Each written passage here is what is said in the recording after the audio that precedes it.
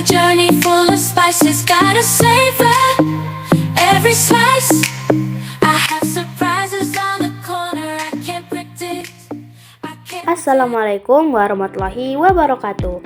Kami dari kelompok 3 ingin menjelaskan tentang apa itu sel eukariotik dan apa itu sel prokariotik. Tetapi sebelum memulai pembahasan, marilah sama-sama kita mengetahui apa itu yang dimaksud dengan sel. Sel adalah unit terkecil yang menyusun tubuh makhluk hidup. Sel berfungsi sebagai pembentukan dasar struktur organisme. Dalam tubuh manusia terdapat 200 jenis sel yang berbeda dalam tubuh. Sel terbagi menjadi 2 jenis, yaitu sel eukariotik dan sel prokariotik. Nah, gambar di samping adalah gambar sel eukariotik. Sel eukariotik adalah sel yang memiliki membran inti atau nukleus yang dikelilingi oleh membran, sehingga sel ini memiliki 2 membran, yakni sitoplasma dan membran inti. Sel eukariotik dapat ditemukan pada hewan, tumbuhan, jamur, dan protista. Nah, sel eukariotik memiliki ciri khusus. Salah satunya memiliki DNA yang tersimpan di dalam nukleus, memiliki gekom yang dikemas di dalam beberapa kromosom berbentuk batang. Dinding sel umumnya lebih tebal dibanding dengan sel prokariotik, memiliki ukuran diameter antara 1-100 mikrometer. Nah, dalam pembahasan kedua ada sel prokariotik. Sel prokariotik adalah sel yang tidak memiliki membran inti.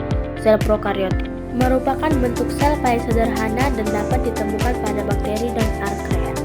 Sel prokariotik juga memiliki ciri khusus, yaitu tidak memiliki organel yang terikat membran, hanya dapat bereproduksi secara aseksual, dan yang terakhir, DNA terletak secara bebas dalam sitoplasma.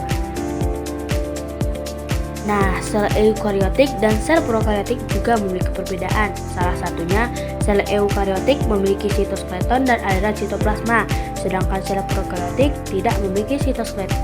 Sel eukariotik memiliki ribosom yang lebih besar dibandingkan dengan ukuran ribosom pada sel prokariotik. Sel eukariotik membelah diri secara mitosis, sedangkan sel prokariotik membelah diri secara binari fisik. Sel eukariotik dapat melakukan meiosis, sedangkan sel prokariotik tidak dapat melakukan meiosis. Nah, dari pembahasan yang sudah kita bahas, kita dapat menyimpulkan bahwa sel eukariotik dan prokariotik merupakan unit dasar kehidupan yang penting untuk kelangsungan hidup di bumi. Sel prokariotik hanya membutuhkan kondisi sederhana untuk bertahan hidup, sedangkan sel eukariotik dapat bereproduksi dengan struktur yang lebih rumit. Dan juga sel prokariotik membantu planet kita dengan menghasilkan oksigen melalui fotosintesis.